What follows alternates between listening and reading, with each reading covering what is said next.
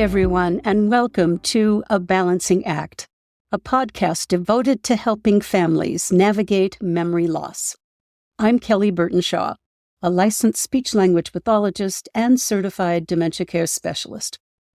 In my 20 years of practice, family members have told me how caring for a loved one with memory loss, while also trying to manage their own family, their career, and life, truly becomes a balancing act. So my goal each week is to help you and your family face these challenges head on. Together, we'll find the answers, because no one should walk this journey alone. Let's get started.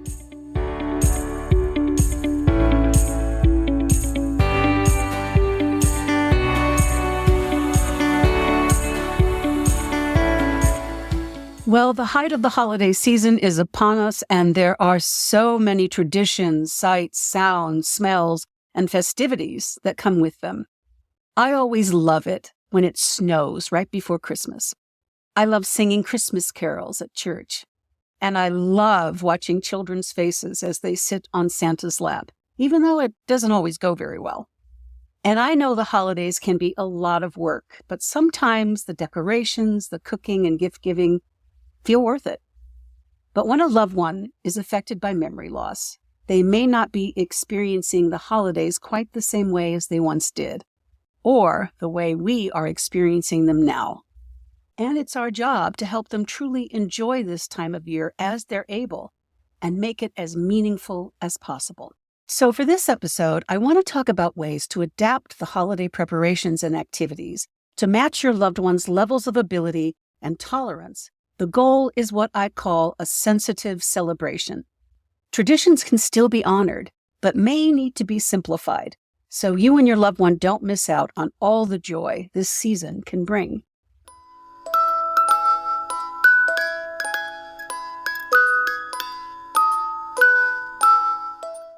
First and foremost, keeping your loved one's daily routine becomes so much more important during this time of year.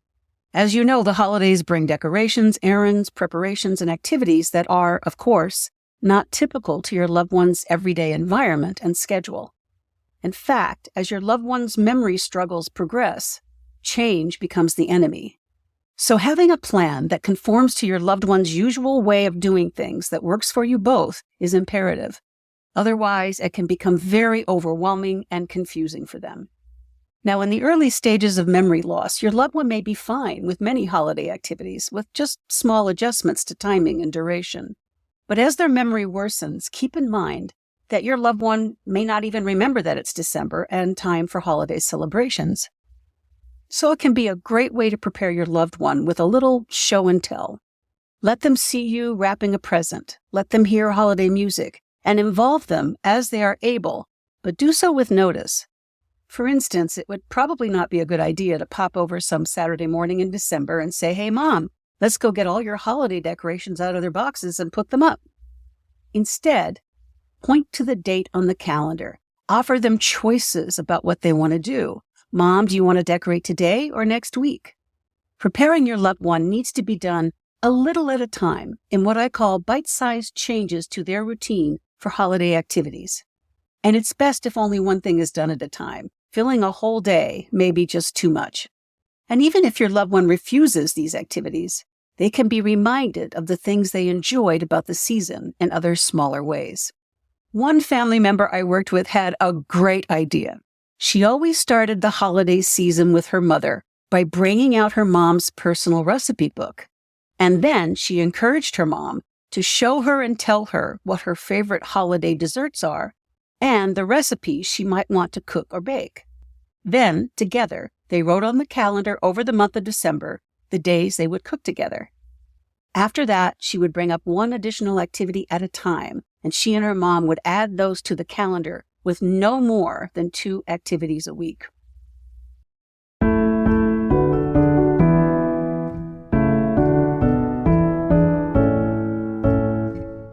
Another great way to ease into the holidays with your loved one is to engage your loved one's senses. Smell has a direct line to our memory center. What smells does your loved one always associate with the holidays? For some, it's the smell of a fireplace, baking cookies, cinnamon, or a fragrant Christmas tree. Sound can also bring lovely memories and calm and bring feelings of joy. For many, the sound of holiday music, jingle bells, special hymns, or prayers brings it all back. Holiday sights can include snow, Christmas lights, a Hanukkah menorah, wrapping paper, or maybe a single item, the star from the top of the tree that's been in the family for years. Finally, taste can be very powerful as well. What has always been their favorite holiday food or meal? For me, since I was raised in the Southwest, a Mexican stew called pozole always takes me back to Christmas and has me looking forward to making it again each year. So careful selection, amount, and timing of any of these sensory clues can help your loved one feel a part of the season in a way that's familiar to them. And these clues can also be used to calm a loved one when it all becomes just too much. When in doubt, keep it familiar, keep it short, and keep it simple.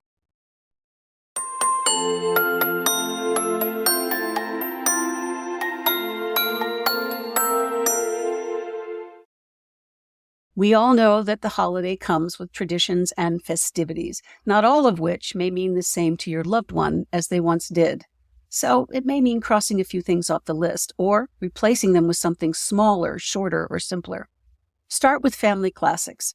To what extent is your loved one now able to participate in something that has always been part of your family's celebrations? Take shopping for presents, for instance. So often I hear about failed trips to the mall with grandma.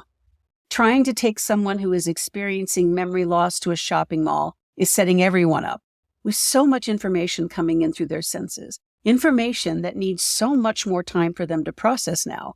These retail trips, even brief ones, can be just too much. Families get frustrated, and your loved one gets angry, agitated, confused, or even lost.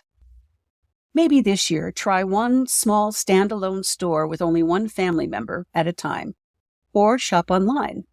Try making simple gifts at home, such as picture ornaments, or bake some Christmas cookies to give away. And it also may be that your loved one just can't handle going to that annual production of the Nutcracker, or midnight mass, or a holiday parade like they used to. It may be best to scale down the number and levels of activities to focus on those that are the most meaningful. For more ways on how to adapt gatherings and festivities, check out our holiday gathering episode. The link is in the show notes.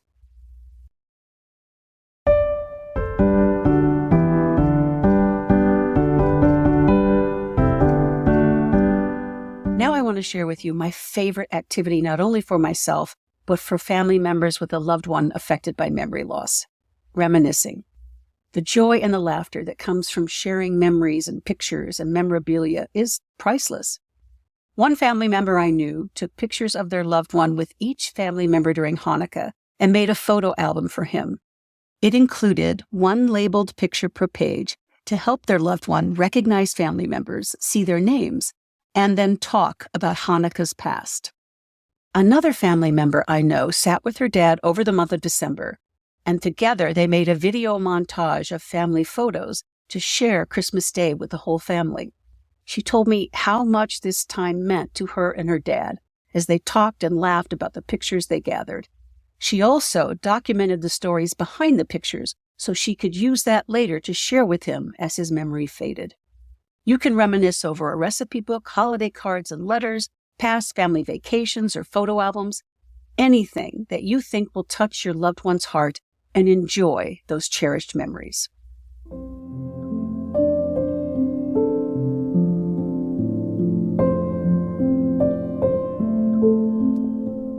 Now I want to talk about something you or your loved one or both may experience during the holiday season: grief. In the early stages of dementia, your loved one is likely aware that something is wrong. They are losing what they were always able to do before, and that can bring significant feelings of loss. You may also experience loss as you see your loved one change, and those cherished holiday traditions might no longer be possible.